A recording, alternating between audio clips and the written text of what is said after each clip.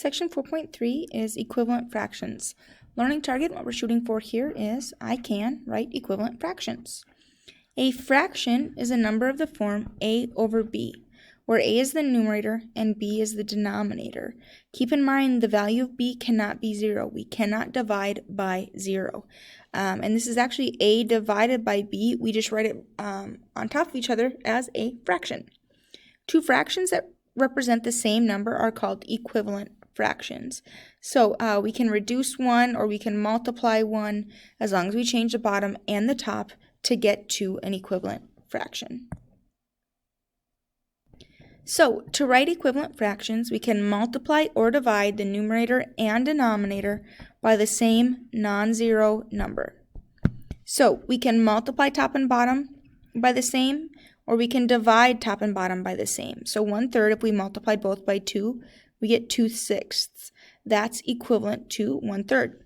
2/6, if we divide top and bottom, numerator and denominator, by 2, we get 1/3 equivalent. So here, we're going to write two fractions that are equivalent to 8 over 12. Well, we have a couple options here with 8 over 12. Actually, we have an infinite number of options for equivalent fractions for any fraction. I can multiply top and bottom by any number, let's say 3. 8 times 3 is 24, and 12 times 3 is 36. Since I did it to top and to bottom, I got an equivalent fraction. We also can divide, let's say, by 4.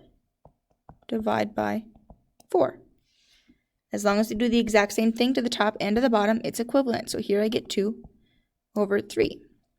Now, if you want to check to see if these are right, we can divide. So if I take 8 divided by 12, I get 0.6 repeating.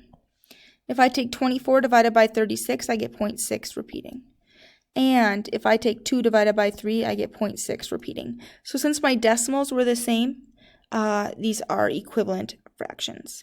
So again, that's just one quick way to check, is to divide and see if they're equivalent, because there's an infinite number of options. We could have multiplied each by 73 billion.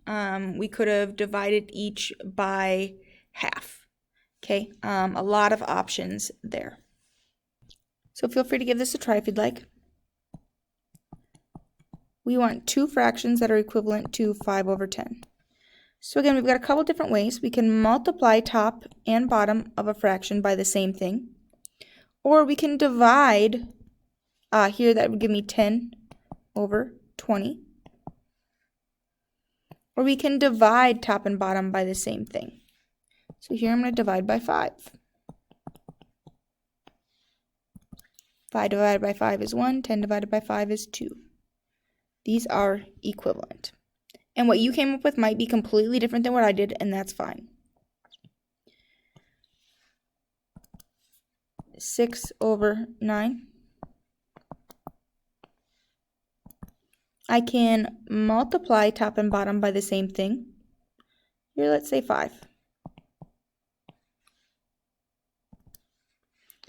30 over 45. That's equivalent because we did the same to the bottom as we did to the top.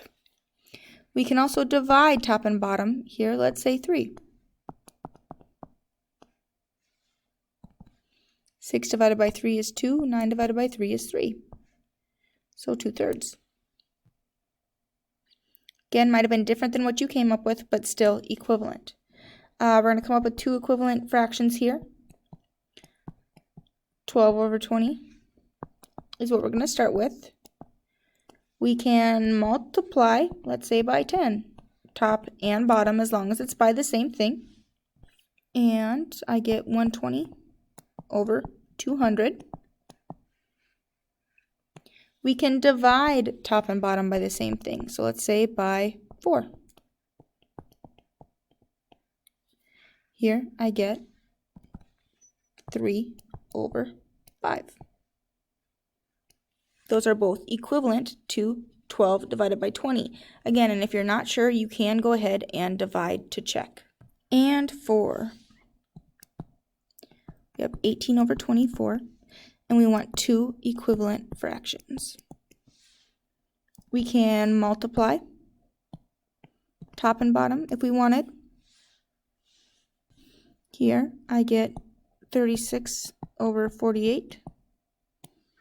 Or we could divide top and bottom. Here, if I divide by 3, let's say, gives me 6 over 8. So again, might be different than the ones that you came up with, but are equivalent fractions nonetheless. A fraction is in simplest form when its numerator and denominator are relatively prime. To write a fraction in simplest form, divide the numerator and denominator by their greatest common factor. So here, between 12 and 30, I have 2 times 6 and 5 times 6. 2 is prime, 6 is not, 2 times 3. 5 is prime, 6 is not, 2 times 3. 2 and 3 are both prime. So, 12, 2 times 2 times 3. 30's prime factorization is 2 times 3 times 5. So what I have in common here is a 2 times a 3, meaning 6 is my greatest common factor. So I can take 12 and divide by 6, 30 divided by 6. 12 divided by 6 is 2, 30 divided by 6 is 5, and I get 2/5. Some of you might have thought, hey, I could have done that in my head. I could have just kept dividing out little numbers.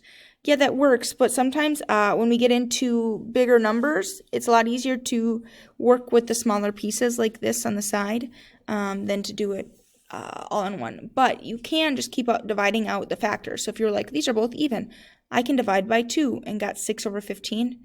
Oh, I can take a 3 out of both of those. You could have gotten there as well. But this makes sure that we didn't miss anything, especially if it's a weird number, like sometimes we miss 7s or 13s or things like that. So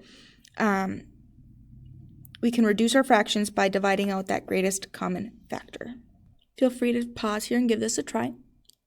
We're going to write the fraction in simplest form. So here I have a 4 and a 14.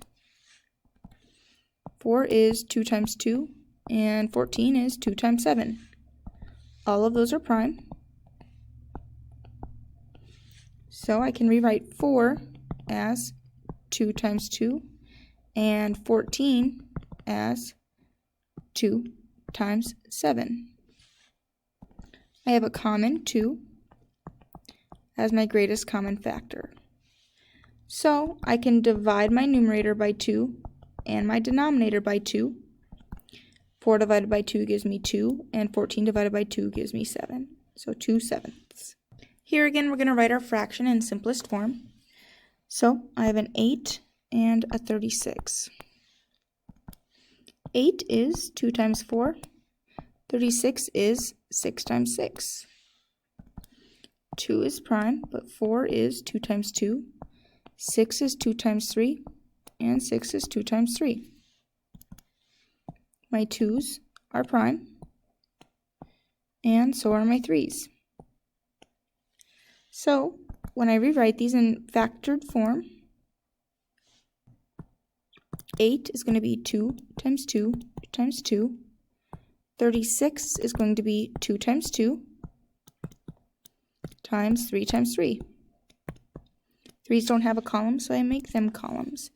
And my full columns, or the things that I have in both, are 2 times 2, which gives me a greatest common factor of 4. So I take that common factor and I divide top and bottom by it. 8 divided by 4 is 2. 36 divided by 4 is 9. So 2/9 is my fraction in lowest terms. Feel free to pause here and give this a try. We're trying to write 27 over 42 in simplest terms. So I have a 27 and a 42. I'm going to break them into their prime factors, 3 times 9 and 7 times 6.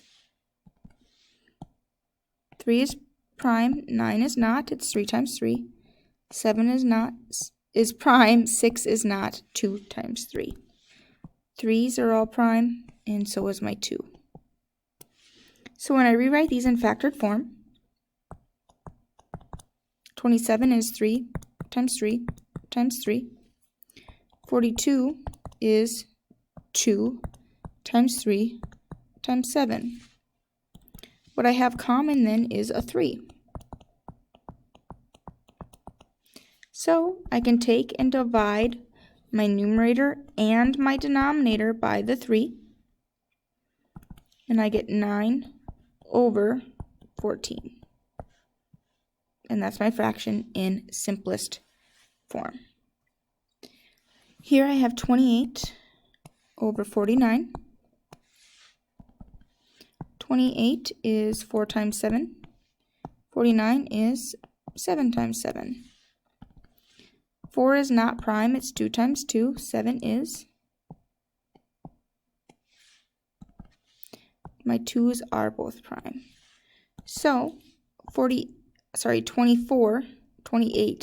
28 is 2 times 2 times 7. 49, 7 in my 7 column, and create an extra 7 column because I have 2. So 7 is what's common in both. That's my greatest common factor. I can take that greatest common factor and divide it out of both my numerator and denominator. And what I'm left with is 4 over 7. And that's my fraction in simplest form. To simplify fractions that contain variables, factor the numerators and denominator, then divide out common factors. So here, I have a 10 and a 15.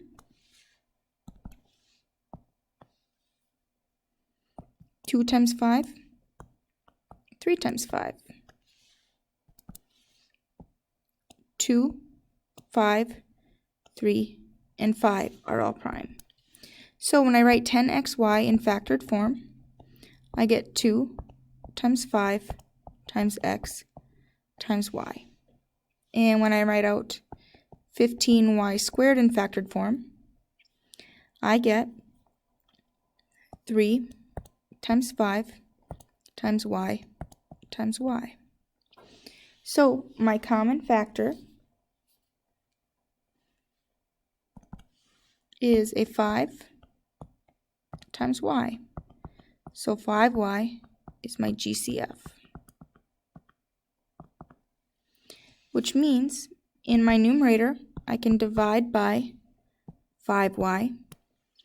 And in my denominator, I can divide by 5y. So 10 divided by 5 is 2. I still have an x. And y divided by y is just 1. We don't need that anymore. In my denominator, 15 divided by 5 is 3.